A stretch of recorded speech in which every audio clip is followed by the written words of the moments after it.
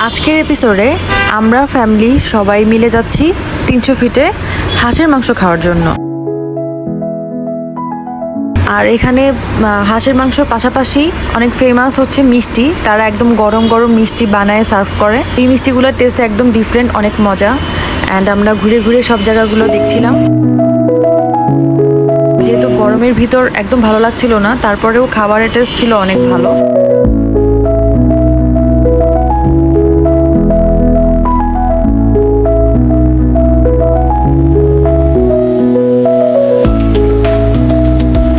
থেকে হাঁসের মাংস নিয়েছিলাম। যে যেটা খেয়েছে সে সেটা নিয়েছে।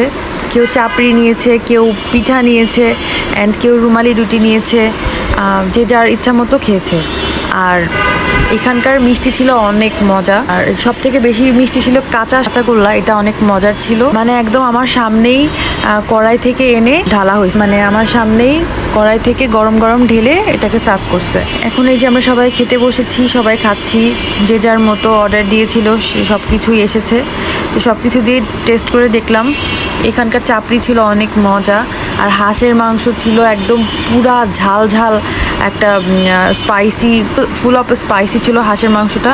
আর ছিল প্রচণ্ড পরিমাণে ঝাল। আর এটার টেস্ট এত মজা হওয়ার মেন কারণ হচ্ছে ওরা চুলায় রান্না করে, মাটির চুলাতে, যার কারণে টেস্ট আরও বেশি বেড়ে যায়। যেহেতু আমরা সবাই মিলে গিয়েছিলাম অ্যান্ড তার জন্য ওর বেশি মজা হয়েছে। ঘুরেছিলাম, খেয়েছি, অনেক টাইম স্পেন্ড করেছি। অ্যান্ড আমাদের সাথে এখানে আমার একটা কাজিন গিয়েছিল অ্যান্ড তার হাজব্যান্ড গিয়েছিল। তো ওরা এখন বর্তমানে ইউকেতে শিফট হয়ে গিয়েছে, ওরা এখন বাংলাদেশে নাই, এই আর কি। সো এভাবেই আজকে আমাদের দিনটা শেষ হয়েছে। তো আমাদের সাথে ঘুরে ফিরে আপনাদের কেমন লাগলো কমেন্টে জানাবেন।